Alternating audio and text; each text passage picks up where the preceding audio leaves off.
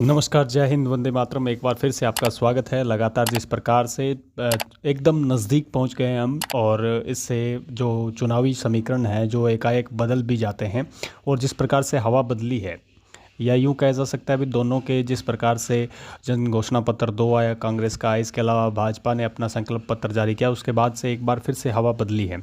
हवा बदलने से क्या कुछ फ़र्क पड़ा है, कितनी बीजेपी की सीटों को फ़र्क पड़ा और कितनी कांग्रेस की सीटों पे फ़र्क पड़ा है, ये अलग अलग स्रोतों से हमने जानने का प्रयास किया, और वो उन्हीं स्रोतों से एक जो औसत निकलती है उसको लेकर हम आपके सामने एक रिपोर्ट लेकर आए हैं। लगातार आपने जिस प्रकार से हमें प्यार दिया, जिस प्रकार से आपने हमें स्नेह दिया, जिस प्रकार से आपने लगातार हमारे वीडियो पे भरोसा जताया, और जिस प्रकार से आप अपनी राय लगातार हर वीडियो में दे रहे हैं, तो आज एक बार फिर से आपसे वही गुजारिश है भी, आप किसी भी विधानसभा क्षेत्र से हैं, जिस विधानसभा क्षेत्र का हम नाम ले रहे हैं, जिस ज़िले का हम नाम ले रहे हैं, उस ज़िले में आपके हिसाब से जो सर्वे अलग अलग स्रोतों से हम दे रहे हैं, उस सर्वे में कितना आपके हिसाब से फ़र्क पड़ सकता है, कमेंट में ज़रूर बताइएगा। चलिए शुरू करते हैं। सबसे पहले जिस प्रकार से गंगानगर ज़िले से हम शुरुआत करते हैं। गंगानगर ज़िले की 6 विधानसभा सीटों का ओपिनियन सर्वे सामने है। हालांकि एक विधानसभा सीट पर जो कैंडिडेट के प्रत्याशी, जो कांग्रेस के प्रत्याशी थे गुरमीत सिंह कुन्नर, उनका देहांत हो गया। इसकी वजह से जो है वहाँ पे 5 विधानसभा सीटों पर चुनाव हो रहा है और एक जगह स्थगित कर दिया गया है। लेकिन अगर 6 की बात करें तो 6 में जहां उम्मीद दी थी भी 3 इंडियन नेशनल कांग्रेस और 2 भाजपा को जो है वो सीट मिल सकती थी, और ये 5 सीटों का मैंने आपको गणित बताया। एक सीट जो है मैंने बताया भी कम हो चुकी है। अब अगली अगर बीकानेर की बात करें तो बीकानेर की 7 विधानसभा सीटों का ओपिनियन सर्वे सामने है, जिसमें से 2 कांग्रेस और 4 बीजेपी और 1 निर्दलीय या आदर्श कह सकते हैं। ये सीटें जो है सामने आई है। अलग अलग स्रोतों से एक अनुमान लगाया जा रहा है।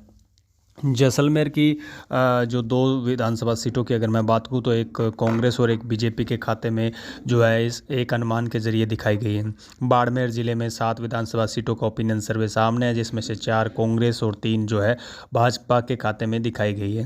और इसके अलावा अगर मैं बात करूँ तो जालोर की 5 विधानसभा सीटों में से 2 इंडियन नेशनल कांग्रेस और 3 जो है वो भाजपा के खाते में दिखाई गई है। सिरोही की 3 विधानसभा सीटों में तीनों की तीनों जो है बीजेपी के खाते में जाती हुई बताई गई है। हालांकि यहाँ पर इंडियन नेशनल कांग्रेस को एक बड़ा झटका लग सकता है सिरोही में। उदयपुर की बात करें तो उदयपुर की 8 विधानसभा सीटों का ओपिनियन सर्वे सामने आ रहा है, जिसमें 2 इंडियन नेशनल कांग्रेस और 6 जो कहीं ना कहीं भाजपा के खाते में जा सकती है, ऐसा एक बड़ा अनुमान लगाया जा रहा है। डूंगरपुर की बात करें तो डूंगरपुर की 4 विधानसभा सीटों का ओपिनियन सर्वे सामने है, जिसमें से 2 भाजपा 2 कांग्रेस, यानी यहाँ पर जो है डूंगरपुर में एक कड़ा मुकाबला है, एक कांटे की टक्कर है दोनों पार्टियों में।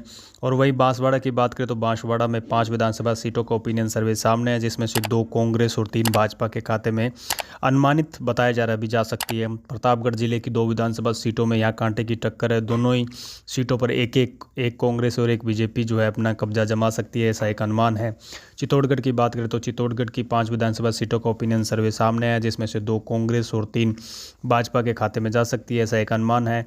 वहीं कोटा की बात करें तो कोटा की 6 विधानसभा सीटों का ओपिनियन सर्वे सामने है, जिसमें से 2 इंडियन नेशनल कांग्रेस और 4 भाजपा के खाते में जा सकती है। कोटा ज़िले में कांग्रेस को बड़ा झटका लग सकता है। वहाँ पर 2 से ज़्यादा सीटें जो हैं वो कांग्रेस को नुकसान करनी पड़ सकती है। इसके अलावा 12 की बात करें तो 12 की 4 विधानसभा सीटों का ओपिनियन सर्वे सामने है, जिसमें से 3 कांग्रेस के खाते में, 1 भाजपा के खाते में जा सकती है, ऐसा एक अनुमान है। वहीं सवाई माधोपुर की बात करें तो 4 विधानसभा सीटों का सवाई माधोपुर का ओपिनियन सर्वे सामने आया है, जिसमें से चारों की चारों सीटें इंडियन नेशनल कांग्रेस के खाते में जा सकती है। यहाँ भाजपा को बड़ा झटका लग सकता है। इसके अलावा जयपुर की बात करें तो जयपुर की 19 सीटों का ओपिनियन सर्वे जो है सामने है, वो अनुमानित एक आंकड़ा सामने है, जिसमें से 7 कांग्रेस के खाते में, 12 जो है वो बीजेपी के खाते में जा सकती है। यानी यहाँ पर भाजपा जो है 5 सीटों की बढ़त के साथ जो है राजधानी में बड़ा पार्टी बनकर उभर सकती है। वहीं करौली की अगर मैं बात करूं तो करौली में 4 विधानसभा सीटों का ओपिनियन सर्वे सामने आया, जिसमें से 1 कांग्रेस और 3 भाजपा के खाते में जा सकती है। यहाँ पर भाजपा बड़ी पार्टी बनकर खड़ी हो सकती है। इसके अलावा धौलपुर की बात करें तो धौलपुर की 4 विधानसभा सीटों का ओपिनियन सर्वे सामने है। यहाँ पर टक्कर बराबर की है, 2 भाजपा और 2 कांग्रेस के खाते में जाने का एक अनुमान है। भरतपुर की बात करें तो भरतपुर की 7 विधानसभा सीटों का ओपिनियन सर्वे सामने है। इस ओपिनियन सर्वे की बात करें तो 2 कांग्रेस के खाते में, तो वहीं 5 बीजेपी के खाते में जाने का एक अनुमान है। वहीं अलवर की बात करें तो अलवर की 11 विधानसभा सीटों का ओपिनियन सर्वे जो है फिलहाल सामने आया, जिसमें से 4 जो है वो इंडियन नेशनल कांग्रेस के खाते में जा सकती है, 7 जो है भाजपा के खाते में जा सकती है। सीकर की बात करें तो सीकर की 8 विधानसभा सीटों का ओपिनियन सर्वे सामने आया। यहाँ पर एक कड़ा मुकाबला है भाजपा और कांग्रेस के बीच में, बहुतों के बीच में जो है अपना साख बचाने की जहाँ जद्दोजहद है। तो इसकी बात करें तो 8 में से 5 जो है वो इंडियन नेशनल कांग्रेस के खाते में और 3 जो है वो भाजपा के खाते में जा सकती है। इसके अलावा झुंझुनू की अगर मैं बात करूँ तो झुंझुनू की 7 विधानसभा सीटों का ओपिनियन सर्वे सामने है, जिसमें से 3 कांग्रेस और 4 भाजपा के खाते में जा सकती है।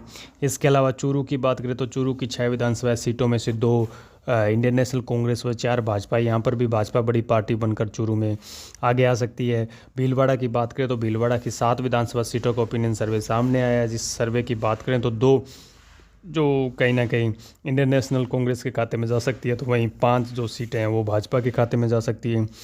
राजसमंद की बात करें तो राजसमंद की 4 विधानसभा सीटों का ओपिनियन सर्वे सामने है, जिसमें से 2 कांग्रेस 2 भाजपा के खाते में जा सकती है। हनुमानगढ़ की अगर मैं बात करूं तो हनुमानगढ़ की 5 विधानसभा सीटों का ओपिनियन सर्वे सामने है, जिसमें से 2 इंडियन नेशनल कांग्रेस और 3 भाजपा के खाते में जा सकती है।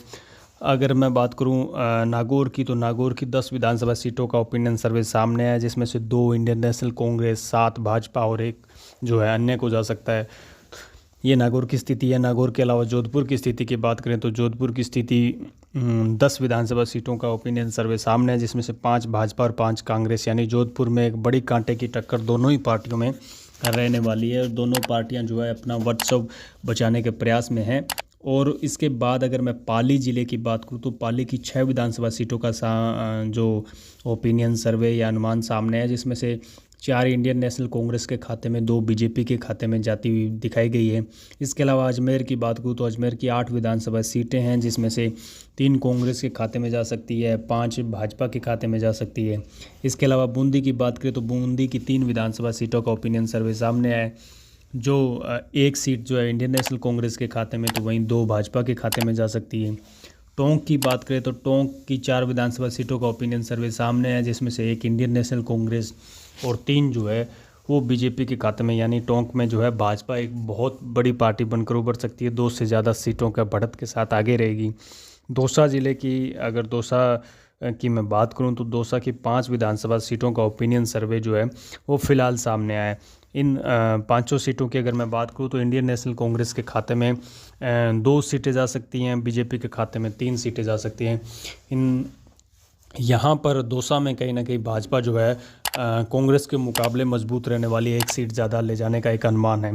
इन तमाम 199 यानी 199 सीट का अगर अनुमान लगाया जाए, एक अनुमानित आंकड़ा देखा जाए, एक औसतन आंकड़ा देखा जाए, तो उससे ये स्पष्ट हो रहा है भी इंडियन नेशनल कांग्रेस जो है वो 199 में से 82 यानी 82 सीटों के आसपास, 82 से 85 सीटों के आसपास ले जा सकती है।